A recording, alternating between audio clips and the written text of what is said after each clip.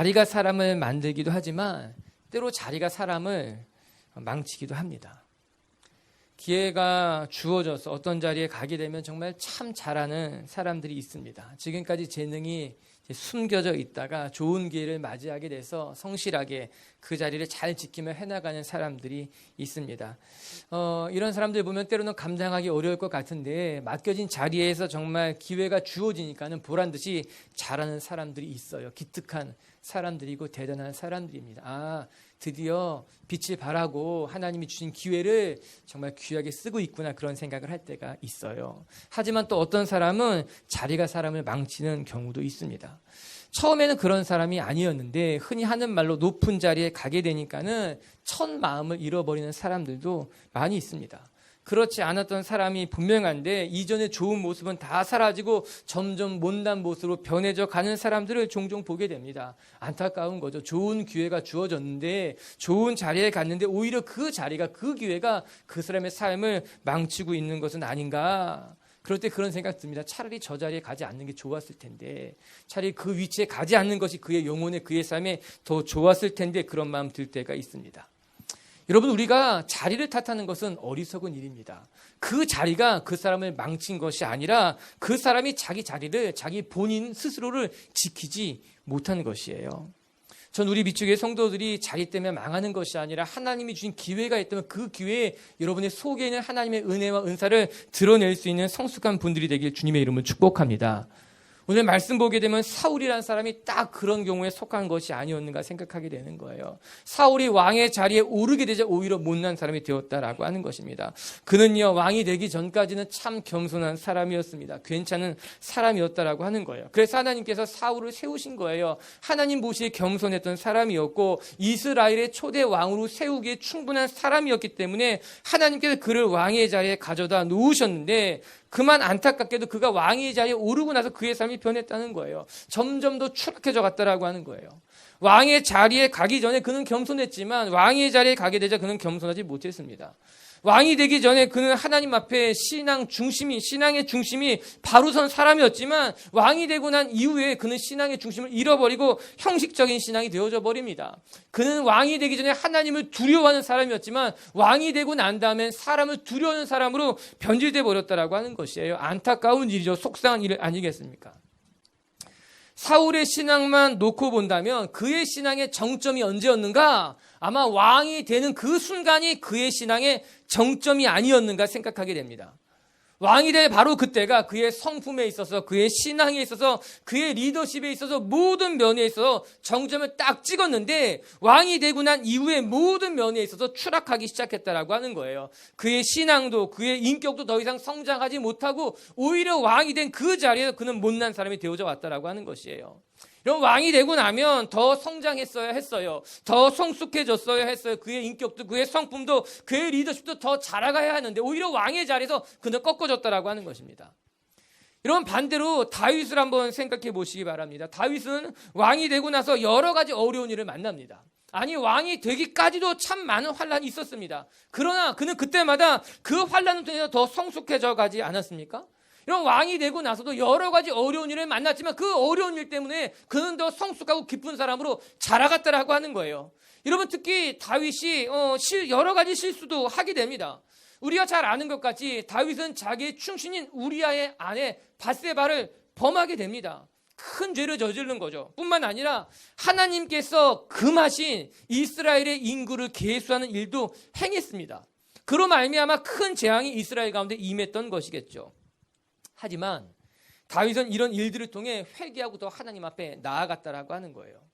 그래서 다윗의 삶은 실수가 있었고 연약함이 있었고 여러 가지 환난을 만났지만 시간이 지나면 지날수록 하나님 앞에 더 신실한 사람으로 성숙해져 갔다라고 하는 거예요. 결국 하나님은 다윗을 가리켜서 하나님 마음에 합한 사람이라고 이야기한 것 아닙니까? 여러분, 사울과 다윗의 삶을 비교해 보면요, 사울은 왕이 되고 나서 점점 못난 모습으로 추락해져 갔지만 다윗은 왕이 된 이후에 점점 더 성숙한 모습으로 발전해 갔다라고 하는 거예요. 사울의 인생의 신앙의 정점은 왕이 되는 순간이었지만 다윗의 인생의 삶의 정점은 왕이 되고 나서 점점 더 성숙해져 가고 깊어져 갔다라고 하는 거예요. 전 여러분에게 한번 묻고 싶습니다. 여러분 신앙의 정점은 언제였습니까? 여러분 신앙의 최고의 전성기는 언제였습니까? 그리고 그때부터 여러분의 신앙은 자라갔습니까? 아니면 그 정점을 기준으로 점점 더 기운을 잃어갔습니까? 점점 추락해져 가고 있지는 않습니까? 여러분 축복합니다. 여러분 신앙의 전성기라고 생각했던 그때보다 지금이 더 성숙한 신앙인이 되길 주의 이름으로 축복합니다. 내가 돌아봐 내 신앙이 가장 뜨거웠을 때보다 지금이 더 뜨거워야 되며, 내 신앙의 정점이라고 이야기했을 때 그때보다 우리는 더 점점 더 깊어져가고 성숙해져가는 사람이 되어야 한다라고 하는 거예요. 사울의 안타까운 것은 그의 신앙이 자라지 못했다는 거예요. 그의 신앙이 성숙해져가지 못했다라고 하는 것입니다. 오늘 사무엘상 14장 말씀을 묵상해 보면 사울의 성숙하지 않은 모습이 여실히 나타나고 있어요. 그는 왕이라고 부르기엔 리더십이 부족했습니다. 이스라엘 백성들을 돌아보기 전에 그는 먼저 자기의 의를 이루기에 급급했던 사람이었어요. 온전한 신앙인의 모습이라기보다는 형식적인 신앙을 가진 사람이었다라고 하는 거예요. 그래서 오히려 하나님께서 맡겨주신 이스라엘 백성들을 엉뚱한 곳으로 잘못 인도하고 있는 것을 오늘 말씀을 통해 보게 됩니다. 우리 24절 말씀 이렇게 시작하고 있는데 같이 한번 볼게요. 24절입니다. 시작. 이스라엘 백성들이 피곤하였으니 이는 사울이 백성에게 맹세시켜 내 원수에게 보복하는 때까지 아무 음식물이든지 먹는 사람은 저주를 받을지어다 하였음이라. 그러므로 모든 백성이 음식을 맛보지 못하고, 오늘 사울의 말에는 나의 백성들은 내 원수를 무찌르기까지 그의 말 속에는 항상 자기의 의가 드러나 있었습니다. 사울은 블레셋과의 전쟁을 치르면서 승기를 잡게 되자 이스라엘 백성들에게 이 싸움이 끝나기까지 아무도 음식을 먹으면 안 된다고 말합니다. 다 같이 금식하고 나서 이 전쟁이 끝날 때까지 블레셋 사람을 함께 치자라고 하는 거예요. 누구든지 음식을 먹는 자는 하나님 앞에 저주를 받게 될 것이라고 선포를 했던 것입니다. 그래서 전쟁을 치르면서 지칠 대로 지쳐 있었던 이스라엘 병사들이 아무 음식도 먹지 못한 채 탈진하게 된 지경까지 이르게 된 것이에요. 뿐만 아니라 이 사울의 명령을 직접적으로 듣지 못했던 요나단이 야생꿀을 찍어 먹다가 사울의 손에 죽게 되는 지경까지 이르게 됐다라고 하는 것입니다. 저 말씀을 읽어가면서 아니 사울 왕이 왜 이렇게 어리석은 맹세를 한 것일까? 그래서 왜 이스라엘 백성들을 어려운 궁지에 빠뜨리게 된 것일까? 이 맹세의 의미가 도대체 무엇이며 사울은 이 맹세를 통해서 무엇을 얻으려고 한 건지 이해가 되지 않더라고요. 그런데 가만히 생각해 보니까 이것이 사울이 얼마나 성숙하지 못한 사람인가를 보여주는 장면이구나. 사무엘상 저자는요, 사무엘상 절반을 다윗이 등장하기 전까지 하나님이 세운 사울이 얼마나 하나님 모시기에 부족했던 사람인지를 보여주고자 싶었던 것만 같습니다. 여러분, 훌륭한 리더는요, 나라를 구할 뿐만 아니라 따르는 사람들에게 존경을 받게 되어 있습니다. 그러나 오히려 성숙하지 못한 리더는요, 자기를 따르는 사람들을 공경에 빠뜨리게 된다라고 하는 거예요. 우리 빛의교회 성도 여러분, 전 저와 여러분이 여러분 주변에 있는 사람들에게 좋은 것을 나눠주고 좋은 영향력을 흘려보낼 수 있는 성숙한 리더들이 될 수 있게 되길 주의 이름으로 축복합니다. 우리가 성숙해지면 성숙해질수록 우리가 행복하고 우리가 하나님의 뜻을 이룰 뿐만 아니라 우리를 통해 하나님의 뜻이 이웃에게도 흘러가게 되어 있다라고 하는 것이에요. 오늘 사울은 신앙의 전성기를 지나서 점점 더 그의 마음이, 그의 삶이, 그의 인격의 신앙이 무너지고 있는 것을 우리에게 보여주고 있습니다. 그러면서 우리가 소망하고 묵상하고 싶은 것은 하나님, 우리의 신앙은 사울과 달리 점점 더 성숙해져가는, 우리의 신앙이 점점 더 깊어져가는 사람이 되었으면 좋겠다 소망하게 되는 거예요. 오늘 그렇게 저와 여러분이 이 말씀 묵상해 가면서 성숙하지 못한 사울의 모습을 발견하게 될 것이에요. 그러면서 반대로 우리는 어떻게 성숙하면 좋을지 찾아보는 시간이 되길 바랍니다. 첫 번째 기억할 것은요, 성숙하지 못한 신앙은 언제나 상황에 쫓겨다닌다는 겁니다. 상황에 쫓겨다니기 때문에 성숙하지 못한 사람들의 시야는 좁을 수밖에 없다라고 하는 것이에요. 여러분, 사울은 상황에 늘 쫓겨다니는 모습을 우리에게 보여줍니다. 우리가 24절을 다시 한번 읽어보면 이렇습니다. 우리 한번 같이 다시 한번 읽어볼게요. 시작. 이날에 이스라엘 백성들이 피곤하였으니 이는 사울이 백성에게 맹세시켜 경계하여 이르기를 저녁 곧 내가 내 원수에게 보복하는 때까지 아무 음식물이든 먹는 사람은 저주를 받을지어다 하였으므로. 여기까지 한번 봅시다. 여러분, 사울이 왜 이스라엘 백성들에게 금식을 명했던 것일까? 24절을 통해서 우리는 알 수 있는 것이 한 가지가 있습니다. 사울은 블레셋과의 전쟁에서 승기를 다 잡게 되자 이참에 블레셋을 완전히 몰아내야겠다라는 생각을 하게 된 것만 같습니다. 비록 이스라엘 백성들이 지쳐 있었지만 이 전쟁이 다 끝나기 전까지 우리는 아무것도 먹지 말고 블레셋을 쫓아내야만 한다고 그가 무리수를 두기 시작한 거예요. 이 기세를 몰아 전쟁을 치러야지만 승리할 수 있다는 생각에 백성들이 지쳐 있었음에도 불구하고 무리수를 둔 것 아니겠습니까? 그런데 한번 생각해보면 정말 이렇게 무리수를 둔 것이 이스라엘 백성이 승리하기는데 큰 어떤 성과를 내는데 도움이 되었을까? 사실은 그렇지 않았다는 거예요. 오늘 요나단이 그것을 분명하게 이렇게 이야기해주고 있어요. 30절에 보면요, 이런 말씀이 나와요. 하물며 백성이 오늘 그 대적에게 탈취하여 얻은 것을 임의로 먹었더라면 블레셋 사람을 사륙함이 더욱 많지 않았겠느냐. 만약에 지친 이스라엘 백성들이 음식을 먹어가면서 적들과 싸웠더라면 더 큰 승리를 얻었을 것이 분명하다는 말입니다. 요나단은요, 직접 전쟁에 나가 싸운 용사였기 때문에 그는 어떻게 하는 것이 더 나은지 누구보다도 정확하게 분별할 수 있었던 사람이었어요. 그의 생각에 우리가 먹지 않는 것이 아니라 더 잘 먹어서 힘을 내서 싸웠더라면 더 좋은 결과를 얻어낼 수 있었을 것인데, 여러분 사실 전쟁에서 군량미는요, 그 무엇보다 중요한 것입니다. 때로는 무기보다 군량미, 즉 식량이 더 중요할 때가 있다고 합니다. 그래서 전쟁에 나가면 반드시 군량미를 충분히 챙겨가는 것이에요.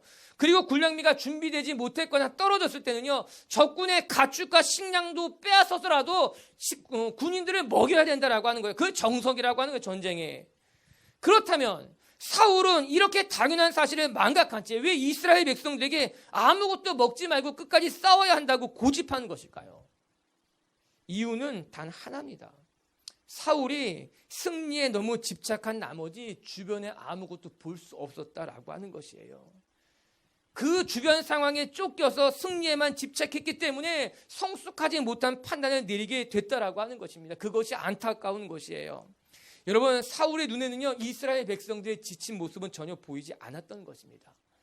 대신 함께 싸우러 나간 동료들의 지친 모습은 보이지 않고 대신 도망가는 블레셋 사람들만 보였기 때문에 사울이 어리석은 판단을 내릴 수밖에 없었던 것입니다. 여러분, 성숙한 사람과 미성숙한 사람의 가장 큰 차이점은 무엇인가? 그의 시야가 좁은가 넓은가의 차이가 있다라고 하는 거예요. 성숙한 사람 중에 더 넓은 시야를 갖고 있다라고 하는 거예요. 그래서 지금 나의 상황만 보는 것이 아니라 주변을 볼 수 있다는 거예요. 내 일에만 집중하는 것이 아니라 내 주변의 형편도 살펴볼 줄 아는 사람들이 성숙한 사람이 갖고 있는 특징이라고 하는 것입니다. 그러나 성숙하지 못한 사람들은 시야가 좁은 거예요. 늘 자기가 보고 싶은 것만 봐요. 자기의 형편에 사로잡혀 있다라고 하는 거예요. 나에게 관련된 것만 집중할 줄 알지 그로 말미암아 파생되는 여러 가지 다양한 점들에 대해서는 생각할 만한 여유를 갖지 못한 것이 성숙하지 못한 사람의 특징이에요. 그래서 이렇게 시야가 좁은 사람들은요, 본인은 잘 될 줄 모르지만요, 옆에 사람들이 상처받는다는 거예요. 자신은 성공할지 모르지만요, 그 성공이 오히려 다른 여러 사람들의 마음을 힘들게 하는 것을 종종 보게 되는 것 아닙니까? 그것이 성숙한 사람과 성숙하지 못한 사람의 차이점인 거예요. 성숙한 사람들의 성공에는요, 미성숙한 사람의 성공과 큰 차이가 있게 됩니다. 전 여러분의 성공이 주변 사람들에게도 성공이 되길 주님의 이름으로 축복합니다. 여러분의 인생에 하나님 주신 형통이 여러분 삶에만의 형통이 아니라 우리가 더 넓은 시야를 갖게 되면, 우리가 더 성숙해지면 하나님이 나에게 허락하신 형통이 나의 형통이 아니라 이웃의 형통이 된다는 거죠. 하나님께서 나에게 흘려주신 복이 나에게 머무는 것이 아니라 이웃에게까지 흘러가게 되어 있다라고 하는 것입니다. 그러나 우리가 성숙하지 못할 때, 우리의 시야가 좁아지게 될 때 항상 나에게 고여있게 되는 거예요. 항상 모든 것이 나에게 집중되어져 있다라고 하는 것입니다. 오늘 사울은 그의 시야가 좁습니다. 그는 성공에만, 승리에만 집착해 있기 때문에 하나님께서 맡겨주신 자기의 백성들, 이스라엘 백성들은 보지 못했다라고 하는 거예요. 어떻게 해서든지 이기려고 하는 마음이 강했기 때문에 정작 그가 내려야 될 바른 판단 속에 오히려 오판이, 잘못된 판단이 내려질 수밖에 없었다라고 하는 거예요. 그게 결국 이스라엘의 모든 사람들의 마음을 어렵게 한 건 아니겠습니까? 결국 이것은, 이 성숙하지 못한 판단은 집착에 기인한 거예요. 우리의 시야가 왜 좁아지는지 아십니까? 집착하기 때문이에요. 성공에 집착하고, 내가 갖고자 하는 것에 집착하고, 내가 이루고자 하는 것에 집착하기 때문에 그때부터 하나님의 뜻이 보이지 않는 거예요. 하나님의 말씀이 들려오지 않는 거예요. 주변의 사람들이 좋은 것을 충고해도 그것이 내 마음에 닿지 않는다라고 하는 거예요. 결국 상황에 쫓기다가 망하게 되는 거죠. 실수하게 되고 넘어지게 되는 것 아닙니까? 우리 빛의 교회 성도 여러분, 하나님의 사람으로서 저와 여러분의 시야가 넓어지게 되길 바랍니다. 주변을 볼 줄 아는 눈을 가질 수 있게 되길 바랍니다. 그러면 어떻게 하면 우리의 시야가 넓어집니까? 어떻게 하면 우리가 더 성숙한 판단을 내릴 수 있겠습니까? 저는 그 해답이 잠언 3장에 있다고 생각합니다. 잠언 3장 5절과 6절에 이런 말씀이 있어요. 우리 다 한번 큰 목소리로 읽어볼게요. 시작. 내 명철을 의지하지 말라. 너는 범사의 그를 인정하라. 그리하면 내 길을 지도하시리라. 너는 마음을 다해서 여호와를 신뢰하고 너의 명철을 의지하지 말라는 거예요. 너의 판단을, 너의 계획을, 너의 생각을 의지하지 말고 오히려 범사의 하나님을 인정하면 하나님이 너의 길을 인도하신다고 합니다. 우리의 시야가 좁을 수 있지만, 우리는 때로 미련하고 어리석지만 우리가 하나님을 인정하고 하나님을 신뢰하면 하나님이 미련한 우리의 인생의 지혜가 되신다는 거예요. 우리의 시야가 좁아도 하나님이 더 넓은 것을 볼 수 있게 만들어 간다라고 하는 거예요. 이것이 하나님을 신뢰하고 믿고 따라가는 사람들의 삶이라고 하는 거예요. 우리가 범사에 하나님을 인정하면 하나님은 우리의 삶을 인도하실 거예요. 우리의 시야가 좁더라도 하나님은 더 넓은 것을 볼 수 있게 우리를 인도해 가신다라고 하는 것입니다. 할렐루야.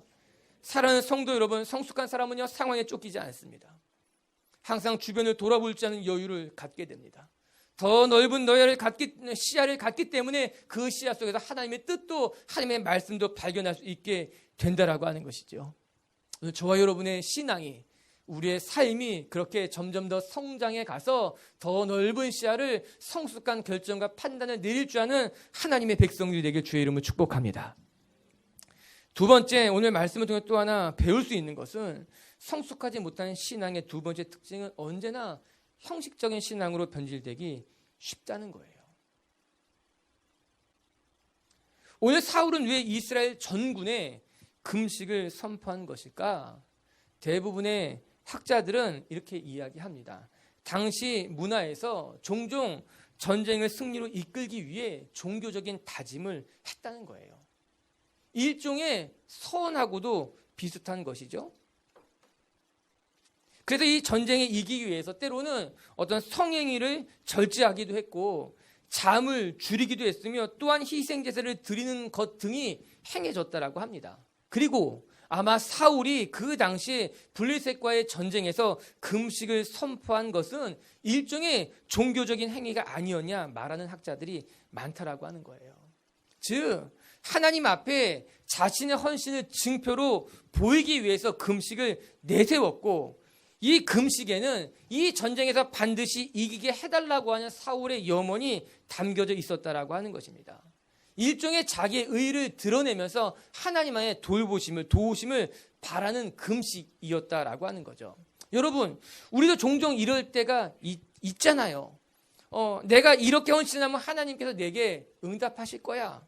또 내가 금식 기도라도 해서 간절히 하나님 앞에 매달린다면 하나님이 응답하시지 않을까라고 우리가 그렇게 생각할 때가 있잖아요.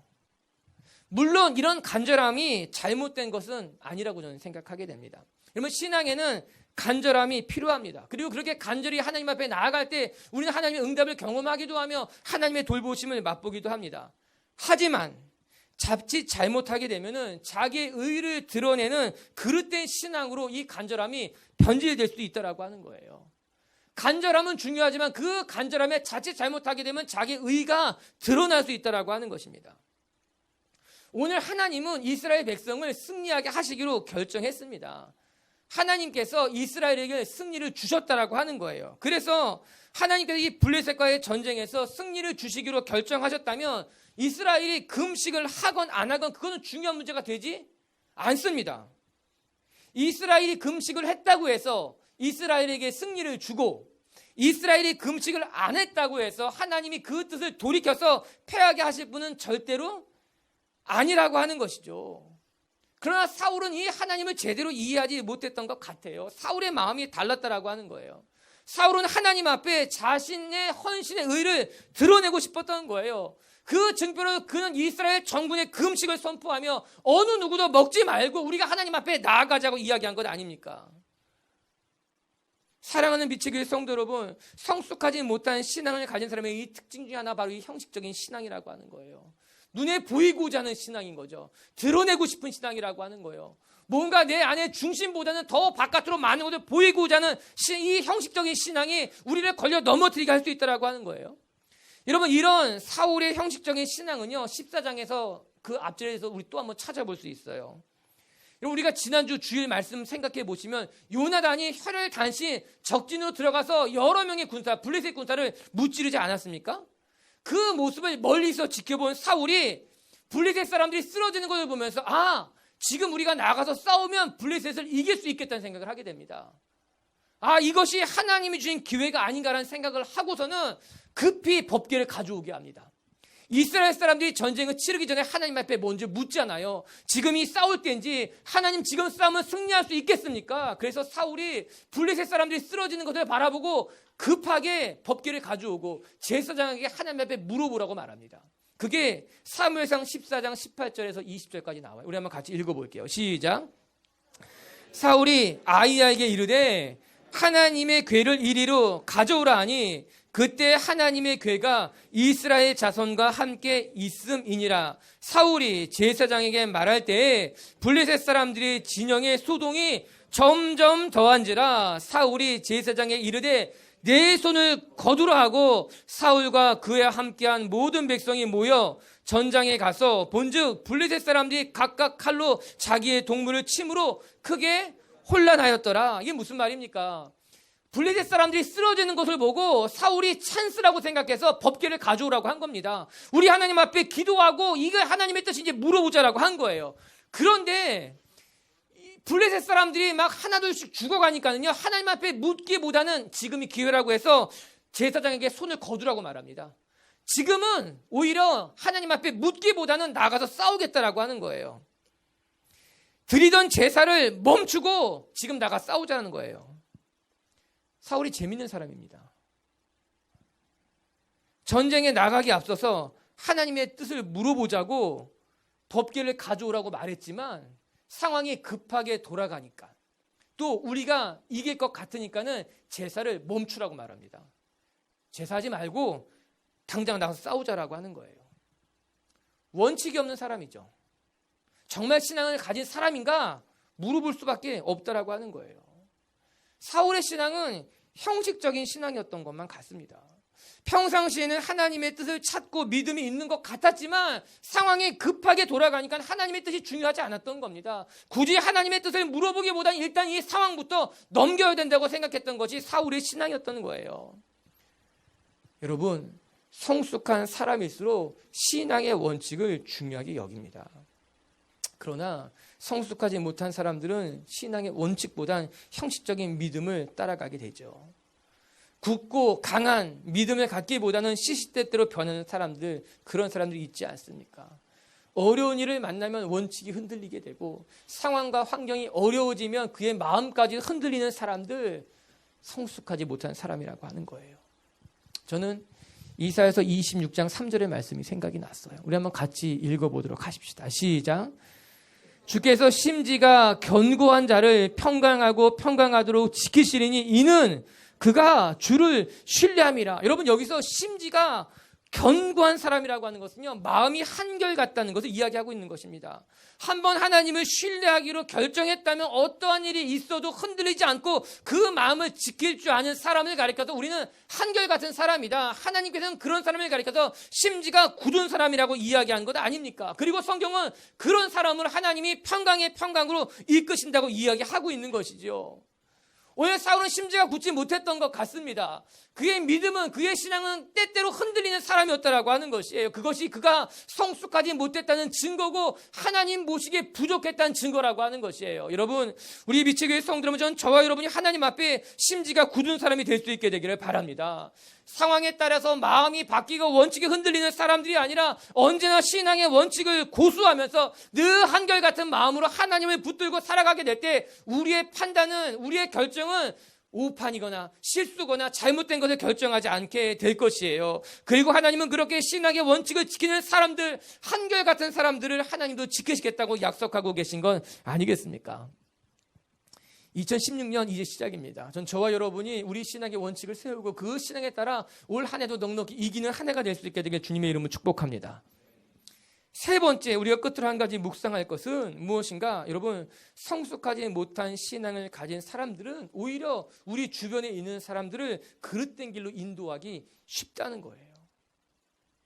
오늘 31절과 32절에는 이런 사건이 일어납니다. 우리 한번 31절, 32절을 볼게요. 시작.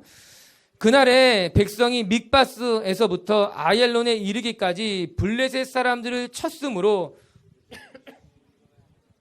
백성 이에 탈취한 물건에 달려가서 양과 소와 송아지를 끌어다가 그것을 땅에서 잡아 핏째 먹었더니, 말씀이 피곤하다고 하니까 여러분이 피곤한 것 같아요. 읽을 때는 크게 하나님의 말씀이니까 선포하며, 그날에 이스라엘 백성이 블레셋을 쳐서 승리한 겁니다. 열심히 싸우고 나니 그들이 너무 지쳤던 거예요. 탈진했던 거예요. 그래서 그 가운데 블레셋 사람들에게서부터 빼앗았던 양과 소와 송아지를 끌어다가 핏째 잡아먹는 일이 일어났다는 거예요. 이것은 하나님의 율법에 있어서 철저하게 금하고 있었던 겁니다. 그런데 이스라엘 백성이 너무 배가 고프니까 탈진해 버리니까는 이 빼앗았던 짐승들을 가지고 이 핏째 잡아먹는 정말 해서는 안 될 큰 실수를 범하게 된 것입니다. 말씀을 보면서 너무너무 안타까운 거예요. 물론 양과 송아지를 핏째 잡아먹은 것은 그들의 잘못입니다. 아무리 힘들고 아무리 지쳐도 그렇게 하면 안 됐습니다. 그러나 안타까운 것은 상황은 그렇게 될 때까지 몰고 갔던 이 사울이 잘못된 맹세가 너무너무 안타깝다는 거예요. 사울의 이 잘못된 맹세 오판으로 말미암아 이스라엘 모든 병사를 죄의 길로 몰아넣고 되는 결론에 이르게 된 것 아니겠습니까? 저는요, 사울도 안타깝고 이스라엘 백성도 너무너무 안타깝습니다. 여러분, 이 싸움은 하나님이 이스라엘 백성들에게 선물로 허락한 싸움이었어요. 하나님은 이 전쟁을 이스라엘 백성들이 승리하도록 허락해 주셨던 싸움입니다. 여러분, 사무엘상 14장 23절에는 이런 말씀이 나와 있거든요. 제가 읽어드릴게요. 여호와께서 그날에 이스라엘을 구원하심으로 전쟁의 베다인을 지나갔다라고 하는 거예요. 즉 하나님이 이 전쟁을 승리하게 하신 겁니다. 이 전쟁은 이스라엘이 부족하고 이스라엘이 약하다 하더라도 하나님이 이스라엘 백성에게 허락하신 선물로 주신 승리였다라고 하는 거예요. 하나님이 승리하게 하신 전쟁, 이스라엘 백성은요, 이 승리를 누리기만 하면 됐습니다. 이스라엘 사람들은 이제 이 승리의 기쁨을 맛보고 누리기만 하면 됐는데, 오히려 이 사울 때문에 큰 실수를 행하게 된 거예요. 여러분, 우리의 삶에 우리가 바로 서 있기만 하면 하나님이 주시는 복을 누릴 때가 있습니다. 우리가 깨어 있기만 하면요, 하나님이 우리의 삶에 허락하신 복들이 있다라고 하는 거예요. 우리의 삶을 승리하게 하실 때가 있습니다. 하나님이 우리의 삶을 형통하게 하실 때가 있다라고 하는 거예요. 그럴 때 우리는요, 그냥 그 자리에 있으면 돼요. 형통의 자리에 있으면 되는 거예요. 하나님이 승리하게 하시는 것이기 때문에 우리가 애쓰고 수고할 것이 아니라 하나님이 주신 그 축복을 누리면 된다라고 하는 것이죠. 우리가 깨어 있기만 하면 되는 거예요. 하나님의 말씀을 듣기만 하면 된다라고 하는 거예요. 그런데 문제는 우리가 깨어 있지 못하기 때문에 하나님이 주신 승리를 맛보지 못하는 거예요. 우리가 깨어있지 못하기 때문에 하나님이 허락하신 이 축복의 선물을 우리가 경험하지 못하게 된다는 거죠. 오늘 이스라엘 백성이 그랬던 겁니다. 그 싸움은 하나님이 주신 선물이었어요. 그냥 하나님 말씀에 순종하기만 해도 이길 수 있었던 것인데, 이 사울의 잘못된 결론이 오히려 그 전쟁에 이스라엘 백성이 큰 죄를 범하게 했다라고 하는 겁니다. 저 예수님의 말씀이 생각났어요. 여러분, 예수님이 바리새인에게 뭐라고 말씀하신지 아십니까? 마태복음 15장 14절에 보면요, 그냥 두어라. 저희는 소경이 되어 소경을 인도하는 자로다. 바리새인을 말하는 거예요. 만일 소경이 소경을 인도하면 둘이 다 구덩이에 빠지게 될 것이다. 여러분, 소경은 소경을 인도할 수 없습니다. 자기도 앞을 보지 못하는데 누구를 인도할 수 있겠습니까? 여러분, 우리가 성숙하지 못하면 우리는 누구도 인도할 수 없습니다. 우리가 말씀에 깨어있지 못하면 우리는 하나님의 말씀을 전할 수도 없다라고 하는 거예요. 그래서 우리는 깨어있어야 되는 거예요. 우리는 깨어있는 사람들과 함께 해야 된다라고 하는 거예요. 우리가 깨어있다면, 우리가 하나님의 말씀을 듣고 그 말씀을 분별할 줄 안다면, 우리는 우리 주변의 사람들에게, 우리 가족들에게 내가 있는 자리에 좋은 영향력을 흘려보낼 수 있는 사람이 되는 거죠. 그러나 반대로 우리가 깨어있지 못하면 실수하게 되는 거예요. 오히려 우리 주변에 있는 사람들을 어려운 코너로 몰아넣을 수 있게 된다라고 하는 것입니다. 여러분, 전 저와 여러분이 하나님 말씀에 깨어있게 되길 바랍니다. 우리 하나님 앞에 성숙한 사람들이 되어서 이 성숙함으로 우리 주변에 있는 사람들을 주님께로 인도해야 된다라고 하는 거죠. 다니엘 12장 3절의 말씀 우리 큰 목소리로 함께 한번 같이 읽고 오늘 말씀 마칠게요. 읽어보겠습니다. 시작. 지혜 있는 자는 궁창의 빛과 같이 빛날 것이요 많은 사람을 옳은 대로 돌아오게 한 자는 별과 같이 영원히 비추라. 아멘. 오늘 성경 분명히 말합니다. 지혜 있는 자는 궁창의 빛과 같이 빛날 것이라고 하는 거예요. 우리가 하나님 안에 날마다 깨어 있다면, 성숙한 사람이 된다면 우리는 밤하늘의 별과 같이 빛나게 된다는 거예요. 그리고 많은 사람들을 하나님께로 돌아오게 하는 하나님의 축복의 통로가 된다라고 성경이 우리에게 이야기하는 것 아니겠습니까? 여러분, 저와 여러분의 삶이 깨어 있어서 날마다 성숙한 모습으로 많은 사람들을 하나님의 품 안으로 돌아올 수 있게 하는 축복의 통로가 되십시다. 그럴 때 우리의 삶은 밤하늘의 별처럼 반짝반짝 빛나게 될 것이라 오늘 다니엘서 기자가 우리에게 말씀해 주고 있는 것 아니겠습니까? 할렐루야. 말씀을 마칠게요. 여러분, 사울은 그의 인생의 신앙의 정점이 왕이 되기까지였어요. 왕이 된 후부터 그의 삶은 오히려 추락하기 시작하게 됩니다. 그의 신앙의 성장이 없었던 거예요. 발전이 없었다라고 하는 거예요. 하지만 다윗은 왕이 된 이후에도 그의 삶에 고난과 환란이 있어도 오히려 그러면 그럴수록 그는 더 성장해 가고 점점 더 깊어져 가는 신앙을 우리에게 보여준 것 아니겠습니까? 여러분, 우리의 신앙이 자라가야 합니다.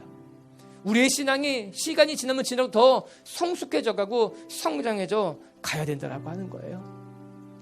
우리가 우리의 삶을 돌아봐서 우리 신앙의 정점에서 우리의 믿음을 잃어버리거나 우리의 인격이나 우리의 성품이 점점 더 못나지는 것이 아니라 여러분, 우리의 삶의 모습이, 우리의 인격이, 우리의 신앙이 점점 더 하나님 모습에 깊어지고 넓어지고 풍성해질 수 있게 되길 바랍니다.